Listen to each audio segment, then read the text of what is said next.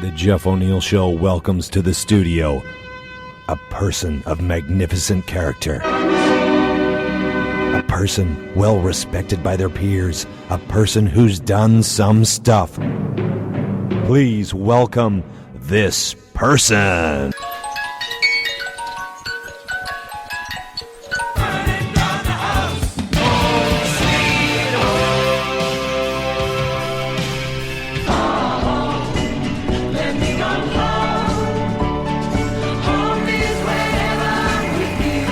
Ladies and gentlemen, he is our sponsor for Open Phones.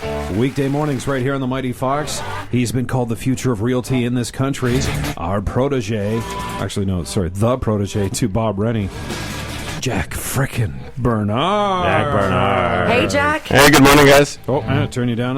Give me a 1-2. 1-2. So you've got that big, powerful voice in there. Is your nickname Saint? No. Never I have been? 2 first names. I have to deal with it, but never Saint Bernard. First question, that's what you went with? Yeah, that's what I just thought of that one. Didn't even have that one written down. All right, Jack Bernard joining us in studio. He knows realty. It's late October. Is this the worst time of the year to buy or sell, or is it the best time to take advantage of the lazy real estate season? Huh? Good question. The media will tell you right now that the real estate market in general is quite soft, but if you want to look annually, this is actually a really strong time. Like, we came out of summer, which was slower. We're going into Christmas, which is slower. Fall and spring are typically the times you want to sell your home. It's more active, absolutely. Well, we moved into our home in Coquitlam on Halloween. It was Halloween. I remember that because the kids were trick-or-treating on a street that they didn't know anybody on. And Karen, you said you We moved got into... the keys to our condo on 2010 Halloween night. We got the keys to our new condo. Really? Yeah. Scotty, you're next. Halloween this year. Yeah. Let's get you into a place. I'm actually selling my place. There you go. You're selling you've got a walk-up, you got a brownstone. It's 6,000 square feet. Yeah. And you want something bigger. Yep. And it's just not big enough. I can still kind of hear my wife yelling at me from the 15th room down the west wing. Joining us in studio, Jack Bernard. He is the number one realtor in Canada. Those are his stats. I read an article this past weekend about micro condos in Vancouver. Did you see that article? Yeah, in Surrey they're building some. No, but I heard about Vancouver as well, and they're applying for a permit to build a building that will house condos that are no bigger than 290 square feet, and those condos will sell for as low as $107,000. Is there a market for that sort of thing? Because that's the size of this room, isn't it?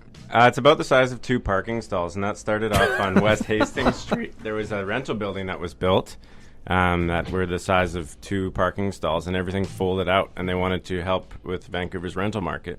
And they saw that people are willing to pay $900,000 for 2 parking stalls. That sounds like SRO, doesn't it? Single room occupancy. Yes, but it's a nicer finish.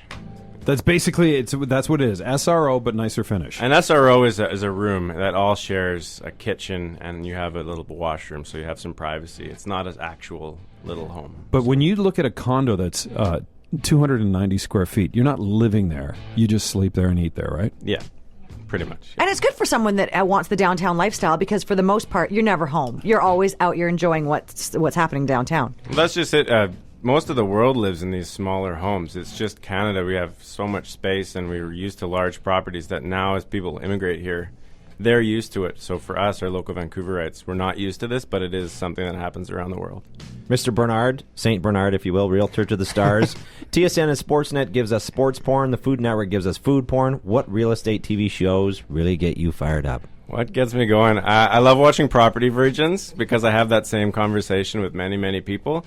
And oftentimes in real estate, our job is to manage expectations and show people. So that one I can relate to more often. Is it House Hunters Abroad? That's a good one. That's International a pretty good one. Yeah. House Hunters. What about $1 Million Listing in Los Angeles? Does that one get you all fired up to make the big commissions? I like that one because I think those guys are more about themselves in real estate. It's often the stories about their small dogs and so on and so forth. But, are there realtors here that are like that? Is the competition like that here at all between realtors? Oh, yeah. It's a very fiery market.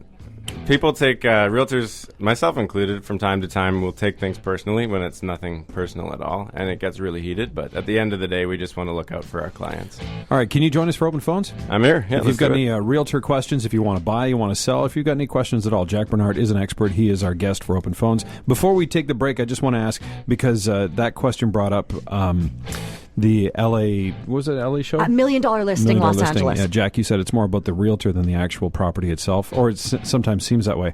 A friend of mine is a realtor in Coquitlam, and he's selling his house, and he said that the sign out in front is not important to sell a house. That's just to sell the realtor. If you want to sell a house, it's all about MLS. Is that true? That's very true. Yeah. So it is. It allows people to see that it's for sale, and they'll go online and it just whores research your name it, out. but it shows them that Jack Bernard's got the listing. So is there a picture on your signs of you like just wearing a towel and all Flexing with a dumbbell in hand. oiled up? And all right, didn't answer. I'd take that as a yes. 280-CFOX. We'll take your phone calls for Open Phones. We'll talk about whatever you want to, but if you've got any realty questions, we've got an expert in studio. Your calls are next. Please hold for the Jeff O'Neill Show on 99.3 The Fox.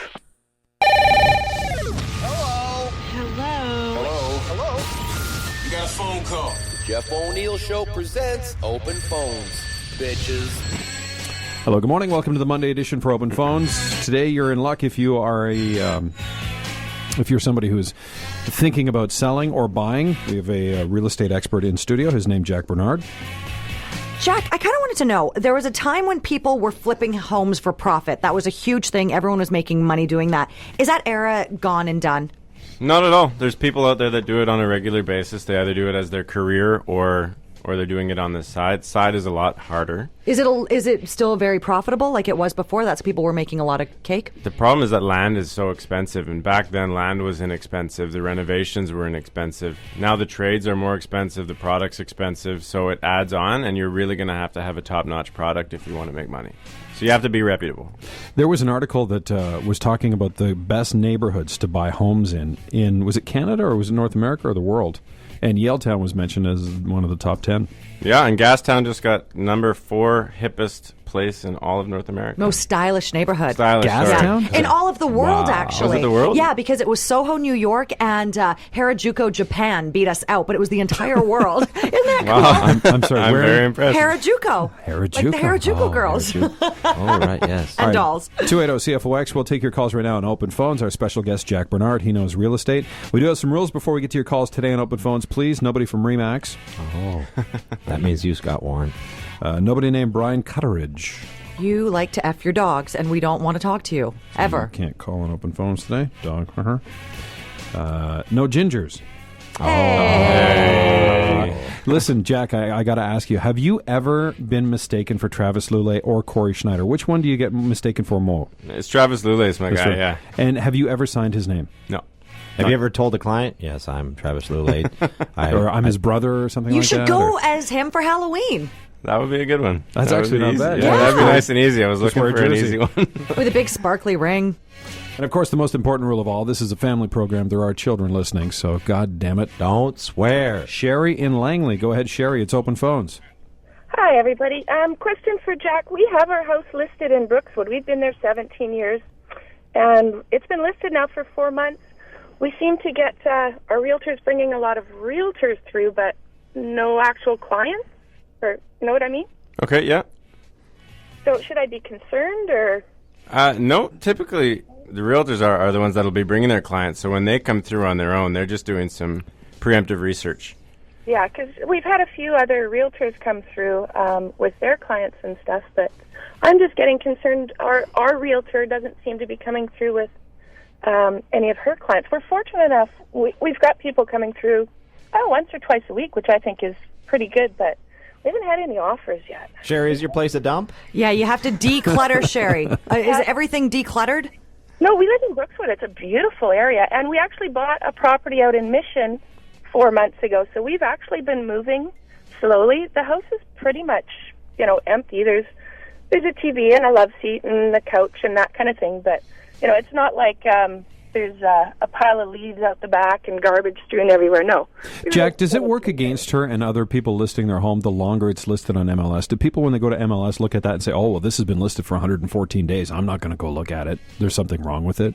Typically, it does go stale. Sometimes you want to cancel the listing for a day and refresh. It'll just put it across everybody's desk again that, hey, we're here. And it is a beautiful neighborhood, so you shouldn't have any issues. Your realtor, I'm sure, is working really hard for you. No, it sounds like he or she is mailing it in. You should maybe Honestly, call yeah. St. Bernard Yeah. here. No, I won't pick up the listing, but No, seriously, Sheriff, you want to sell it, you want to get, what's your website? Where can people find it? jackbernard.ca.